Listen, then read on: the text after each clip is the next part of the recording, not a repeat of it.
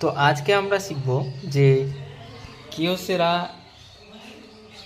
M2024 মডেলে ID card, voter card বা আধার card কীভাবে জেরক্স করব। তো সবার প্রথমে আমরা রিসেট বাটনটাই প্রেস করব। তারপর এর সেটিং হচ্ছে ফাংশন মেনুতে ক্লিক করব। এবার নিচের বাটনটা দিয়ে 5 নাম্বার অপশানে চলে গিয়ে ওকে ক্লিক করব। তারপর এখানে 4x1 যেটা 3 নম্বর অপশান আছে ওটাই ওকে করব। তো ওকে করার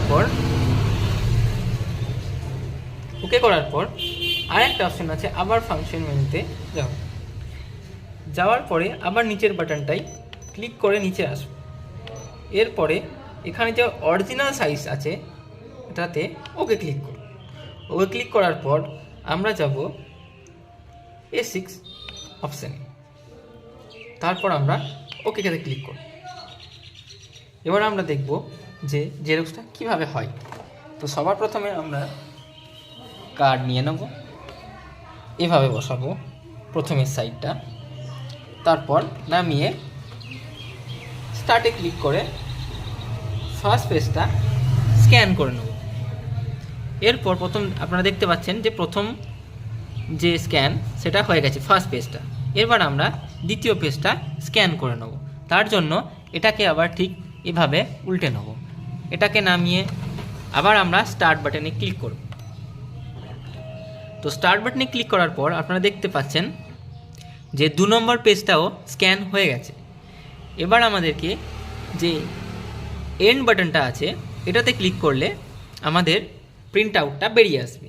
এবার যদি আপনি চান যে না আমি এটা ভুল করেছি বা এই প্রিন্ট আউটটা দরকার নাই, তাহলে ক্যান্সেল বাটনে ক্লিক করলে আপনার যে স্ক্যান করেছেন সেটা ডিলিট হয়ে যাবে বা ক্যান্সেল হয়ে যাবে।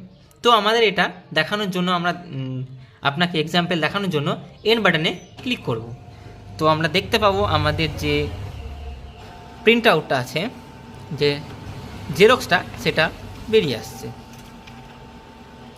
তো আমরা দেখব ঠিক এভাবে পাশাপাশিভাবে এটা 1 এটা 2 হয়ে গেছে।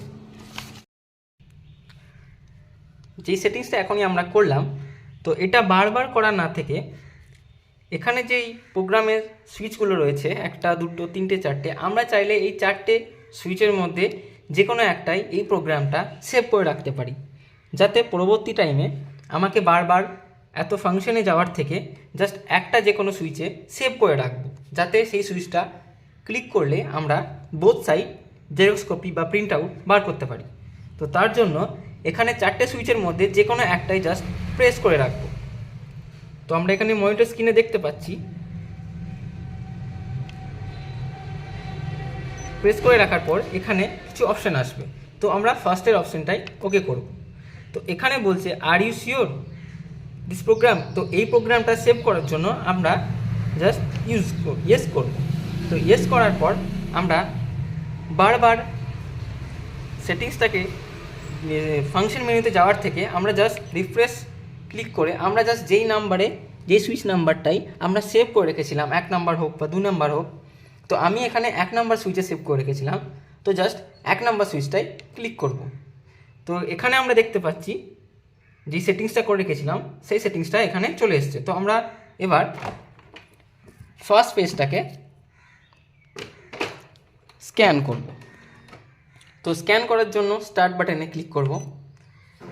তো আমরা স্ক্রিনে দেখতে পাবো এখানে ফার্স্ট পেজটা স্ক্যান হচ্ছে।